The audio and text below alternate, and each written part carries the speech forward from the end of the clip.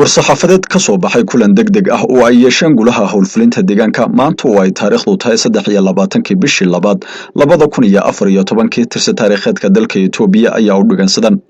sida la wada ogsoon yahay 30 sano ee la soo dhaafay kooxda TPLF waxay shacabka deegaanka Soomaalida u geysatay mahadhooyin ballaaran iyo dhibaatooyin baaxad leh dhibaatooyinkaasina bulshada Soomaaliyeed si dhab ah ayay uga wada dharagsan yihiin gafafkii ballaarnaa ee 30 sano ee la soo dhaafay ay TPLF bulshada Soomaalida u geysatay waxa ay ku reebeen dadka Soomaaliyeed saameyn ballaaran oo leh dhinacyada siyaasadda arrimaha bulshada iyo dhaqaalahaba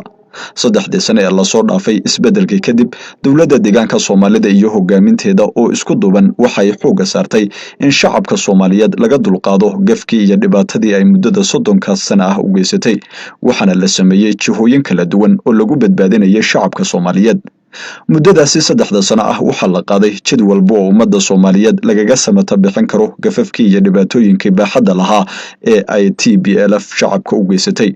waxaana lagu guuleystay in laga soo gudbo talooyinkii ay generaaladii TPLF talasyadooda uga soo go'aamin jireen iyo argagixii shacabka la gelin jiray maanta ma jirto mana jiri doonto in ay soo noqdaan dhibaatooyinkii shacabka Soomaaliyeed ay TPLF gaarsiisay mid dawladda deegaanka Soomaalida lagu ogolaana ma aha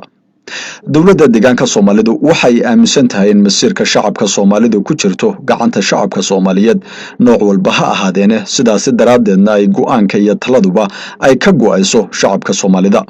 ugu dambeyn dawladda deegaanka Soomaalidu waxa uu waajib ka saaran yahay nabadda iyo horumarka shacabweynaha Soomaalida waxayna dawladdu cadeynaysaa in ayna imaan doonin gacan shisheeye lana ogolaan doonin